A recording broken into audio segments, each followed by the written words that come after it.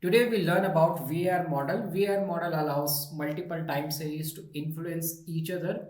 Each variable is explained by its own lagged values and the lagged values of all the other variables. For example, sales may depend on past sales and past marketing spend. Marketing spend may depend on past sales and past marketing spend also. Now let's look how it works. First, I'm going to load the dataset. I will import pandas as pd. Then I will make a variable df. I will write here pd dot read csv, and inside this I will pass the csv file name, which is time series dot csv, and then I will pass the parameter pass date, and I will pass the date column to be as date time.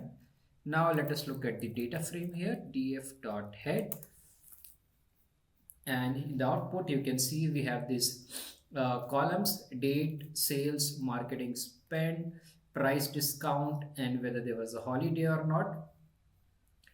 So we have to forecast this sales price, and these are the other features they affect the sales price, and we will be using this one. So there you can say there are two types of features. One is endogenous variable and exogenous variable. So exogenous variables are factors that influence our forecasting, and those are the external factors.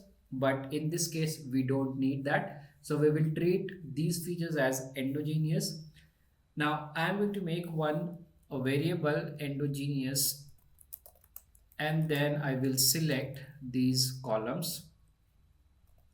So let me print this column names, df dot columns, and then I can just copy it from here, and I will be taking these sales, marketing spend, and price discount, not holiday. I will exclude that for this algorithm. I don't need it, that's why. Now let me execute the code. Now let's do the stationary check whether the data is stationary or not. So I will write here, and for that we will be using ADF test from Statsmodels dot tsa dot stat tools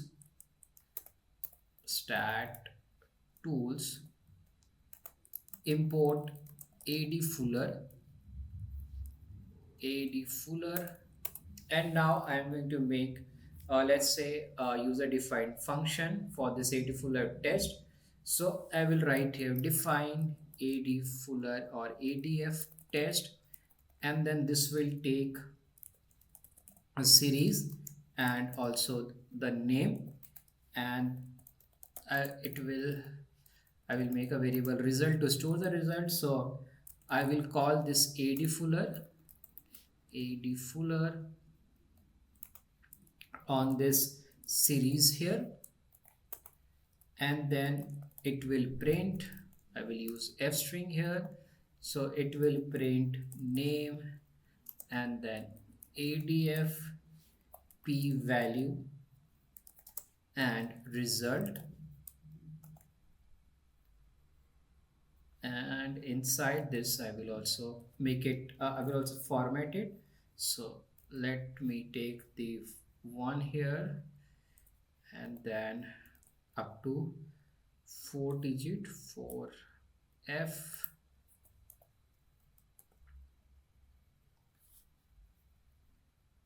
4f here, and then close this bracket.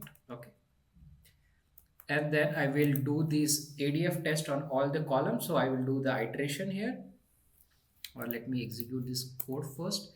Now for column in endogenous dot columns, and then I will call this ADF test on each of this column. So endogenous of column, then column. Now here in the output you can see that the p values, they are greater than 0.05. So for this sale the p value is 0.9, which is greater than 0.05. For marketing spend 0.8, for price discount 0.67, That means our data is not stationary, and we have to do one more steps now, that is differencing, and differencing is needed. Let's do that. So I will make a variable endogenous uh, endogenous underscore difference, and then I will call this endogenous dot difference and drop na. So if there are any missing value, it will be dropped. We difference only continuous variable to make them stationary, and the difference series is used for training. Let's do that. So we have the difference series now, and the next step is we will do the train test split here. And for that, first I will make a variable train size, then I will call integer length of endogenous dot difference into 0.8, so 80%, and then I will make endogenous of train is equal to endogenous underscore difference dot ILOC, and then I will take train size here, and then similarly I will do for test size. So I will copy it from here, and then instead of train I will make this as test, and then this will remain same, but now this will come from the last. So I will remove this, and we will train on 80% of the data and test on the remaining 20%. So we have these two variables now. Now let's fit our VAR model. First, I'm going to import it. So I will write here from statsmodels dot tsa dot api import VAR, and then I will make an object VAR underscore model is equal to VAR, and then I will pass this endogenous underscore train, and let me execute the code. So you can get some warning here, you can ignore it, that's fine. So now I have to select lag order, and for this I will do this automatically. So I will write here a variable lag underscore order, then from this VAR model I will call select order, and then I will give maximum lags. I will write here 15. You can take any number here. I mean, it's just a trial and error, so you can try with other number, and then I will look at the model summary, and let me print it. So this helps to choose the optimum number of lags using AIC, BIC, or FPE. Now if you see, these are the different values, so these are the evaluation criteria, and we will select that value which is low. So these are the lags between 0 and 15. Now if you look at this star, so this star is where the AIC value is least. Then for this FPE it is fifth. For AIC also lag is 5. So we are going to select this lag as 5. I mean, we don't have to do that because it will be done automatically, but we can see that the lag for this model will be 5 because it has the least AIC value here. So let's fit the model, or even I can write that. So where underscore result, and then where underscore model dot fit, and maximum lags. So we will take here 5 because this is the optimal lag, and then print var underscore result dot summary. So this is the model summary. After fitting it here, you will see we have this coefficient, standard error, and if you go above, so there are a lot of things here. This is the model that we are using. VAR method is ordinary least square. Even you are getting this time, today is 30th of Jan when I am creating or recording this video, but you will get this video later when I will be uploading it, not on the same day. And then these are some of the other parameters.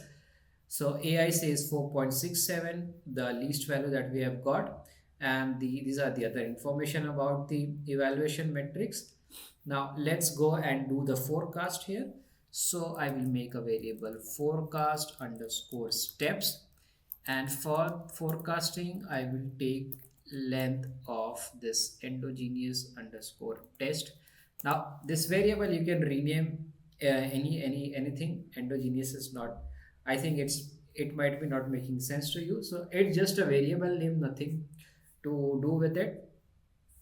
Now I will make a variable forecast underscore difference, and then I will call this where VAR result, and from this I will call forecast, and I will pass here our training data, that is train, and from this values, and from here I will uh, subtract this variable result, and then I will call k underscore AR, and then steps is equal to forecast steps, and then I will convert this into a data frame. So I will just call this forecast difference, and then I will do pd dot data frame so that we can see a nice output here, and I will call this forecast difference again. Columns I will take from this endogenous train all the columns, and then for index I will take this endogenous test and then its index. And now let me print this forecast difference here, or let me first execute the code. So we, okay, I have made some mistake. I have forgot to close, yeah, here I have to close this. Let me see, value error. Y must have at least order of 5 observation, got 3. So let me check what mistake I have made. Okay, here 3. Yeah, it should work now. So we forecast on difference values and keep the same index as test data. Now if I print this, it won't make sense to you. Why? Because it is a difference data. We have to invert the difference, so let's do that so that it will make sense to its original unit. I will make a variable forecast, and then I will call forecast dot forecast underscore difference dot cum sum, and then plus endogenous underscore and endogenous endog dot ilog, and train size minus 1, whatever is the train size minus 1. Now if I print this forecast, here in the output you can see, so these are the actual units. We have reversed the differencing to get forecast in the original scale here. So these are the forecasted sales, marketing spend, and price discount, you can see here. And we can also do the evaluation to check how the forecasting is. So for that I will be using sklearn. From sklearn dot metrics import mean absolute error, and then mean squared error. I also need numpy. Let me import that. Import numpy as np. Now I will make a variable actual, and then I will call this endogenous endog variable, and then LOC to get the values, forecast dot index, and then sales. That is our actual values in actual, and then I will calculate mean absolute error. So mean absolute error, and in this I will pass our actual, and then the forecast. So we have this forecast of sales. So this about data frame, let me show you this one. So we are passing this actual sales here and then the forecasted sales, and let me close this. For then I will also call this RMSE and NP dot, so it will be square root of mean absolute error, and then I will just copy and paste this from here to here. Let me execute the code. Incomplete output, I have made some here sales. Okay, I have to put one more bracket. Now let me print mean absolute error first. So this is 3.1, it is low. That means the model is making a good forecast. On an average, the forecasted sales are 3 units away. And let us check also RMSE. RMSE is also 3.7, which is also good. That means on an average, these two they are just 3 units away from the actual forecast. So it's good.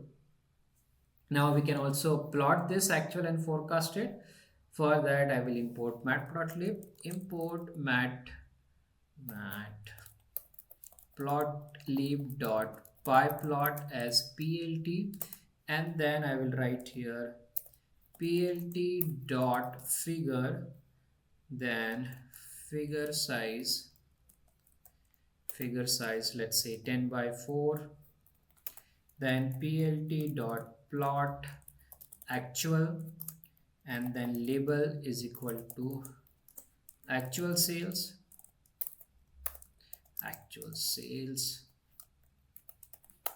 then plt.plot forecast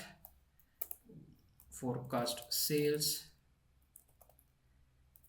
and then label is equal to forecasted sales, and color also I can pass let's say red, and I will pass one more parameter, line style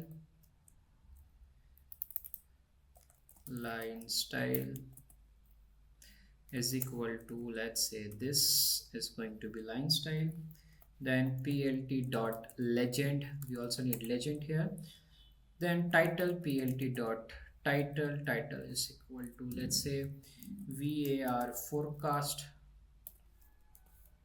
and then let's print. So this is the print. These are the actual sales that you see in the blue color, and then these are the forecasted sales that you see in the red dotted line, and it clearly shows that there is an upward trend and the forecasted values are going in the upward direction. So VR models are great for multivariate time series. Using train test split ensures your model generalizes, and always invert differencing and align indexes when evaluating forecast. This is how you can calculate or you can build a VAR model using time series. I hope you enjoyed this video. If you like my video, you can subscribe to my channel. Thank you for watching.